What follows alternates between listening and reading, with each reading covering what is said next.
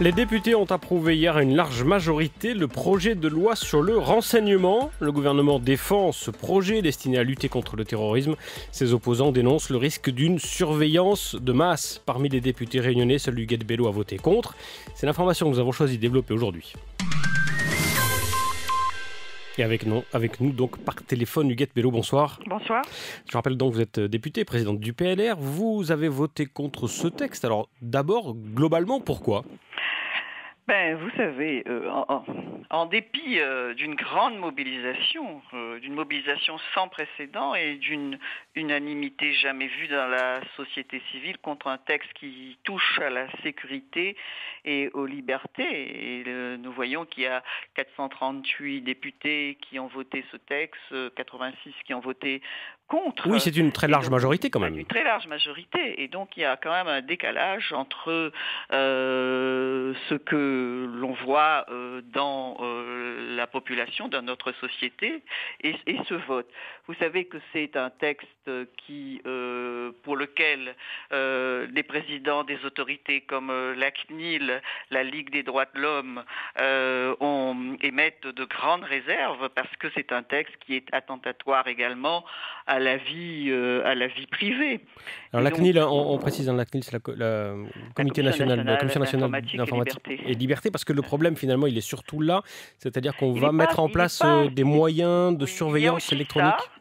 Mais il y a aussi plusieurs autres choses, même si ce texte de 23 articles où il y a eu 260 amendements qui ont été adoptés et qui répond en partie à ceux qui sont contre le texte, mais ça ne lève pas toutes les inquiétudes, loin de là, parce que le texte maintenant exclut certaines professions de la procédure d'urgence, c'est-à-dire les magistrats, les avocats, les journalistes, les parlementaires, ça ne peut pas, les écoutes ne peuvent pas être mises en œuvre que sur autorisation du Premier ministre, après avis de la commission qui s'appelle la Commission nationale de contrôle des techniques de renseignement. Et donc, en même temps, c'est le Premier ministre aujourd'hui qui a des pouvoirs extraordinaires, parce que le Premier ministre, il pourra même passer outre l'avis de cette fameuse commission. Il y a, par exemple, on pourra surveiller une personne, et le projet de loi prévoit des interceptions à distance, c'est grave, des emails, des conversations téléphoniques, des SMS. Vous savez, il y a aussi ce que l'on appelle cette mallette que l'on peut poser devant n'importe lequel des bâtiments et qui aspire et qui prend toutes les conversations qui passent. Vous êtes en train de téléphoner, la pose de micro et de caméra dans des lieux, dans des véhicules. Et donc, c'est tout ça, des correspondances. Huguette Bello, ça existe déjà. La différence, ça va être que finalement, on va pouvoir utiliser ces moyens sans passer par la case justice, c'est ça ? Sans passer par la case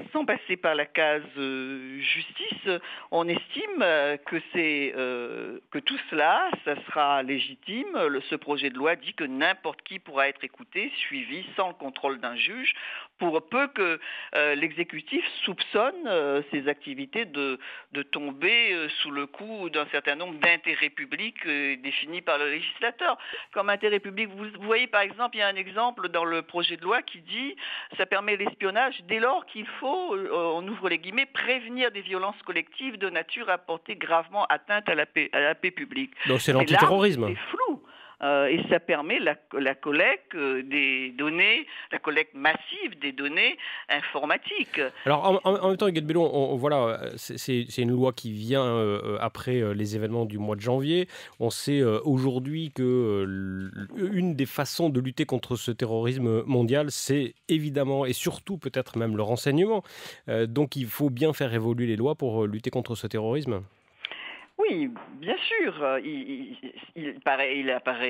C'est primordial de doter l'État d'outils de surveillance adaptés aux nouvelles technologies, d'offrir un cadre juridique qui soit moderne aux hommes et aux femmes qui sont dévoués à notre protection.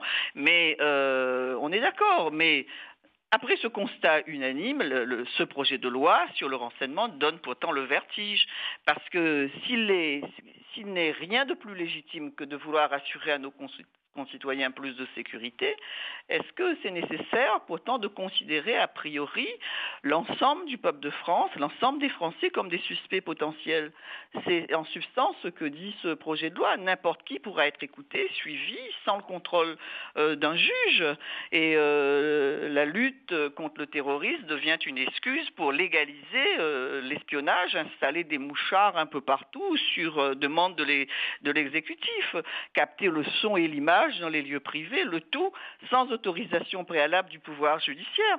Et donc, même si on se doute bien, comme vous dites, que ces modes d'action existent déjà, au moins, ils étaient jusqu'à présent officiellement limités à des opérations exceptionnelles. On évoque Big Brother, la surveillance généralisée du livre de George Orwell, 1984. Est-ce que c'est ça que vous craignez finalement, qu'il y ait une dérive qui nous surveille tous? Ce sont les dérives. À quoi ça sert? Dernièrement, il n'y a pas si longtemps, on a les écoutes massives de la NSA qui étaient révélées par Edward Snowden. Alors à l'époque, il était de bon ton de dénoncer le scandale des écoutes américaines et donc la mise sur écoute d'un pays entier. Et aujourd'hui, qu'est-ce que l'on fait? Et nous, on pense que renoncer à ces libertés fondamentales, c'est déjà céder au terrorisme. Parce que notre démocratie, est-ce que notre démocratie doit être... on doit accepter une démocratie en résidence surveillée? Est-ce qu'il va falloir échanger notre liberté pour plus de sécurité? On a vu aux États-Unis, effectivement, après les attentats, la NSA procéder à des surveillances généralisées dans le cadre du Patriot Act, le projet de loi américain de surveillance. On est quand même loin de ça. En France, il va y avoir des contrôles, il y a du contre-pouvoir, et puis voilà, il y a quand même, malgré tout, des fonctionnements du système français qui est très différent. Mais écoutez, le projet de loi, c'est également Internet. Il entend mettre à profit les opérateurs Internet, les fournisseurs d'accès, cette fameuse mallette dont je vous parlais tout à l'heure. Ce texte souhaite contraindre les opérateurs Internet à mettre en œuvre sur leur réseau un dispositif destiné, je vous le cite, à détecter une menace terroriste sur la base de traitements automatisés.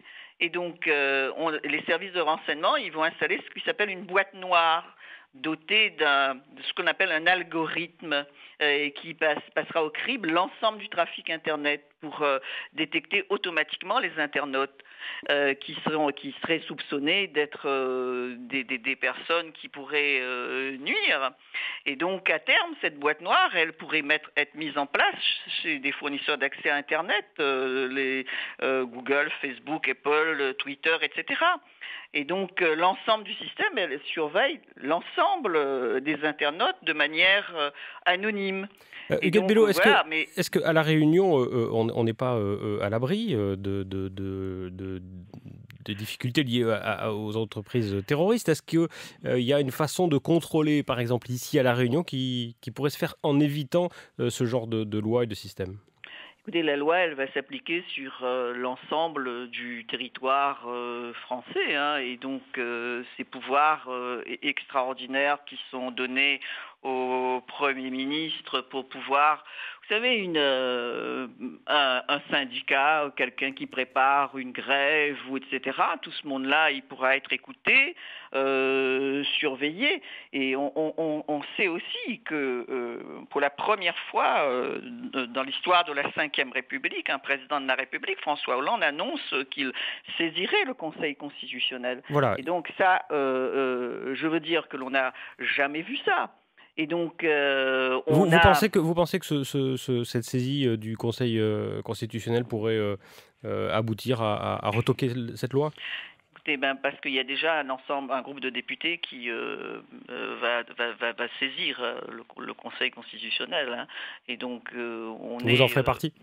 Pardon? Vous en faites partie? Je n'appartiens pas à ce groupe, parce que j'appartiens à un groupe de 15 députés à l'Assemblée nationale.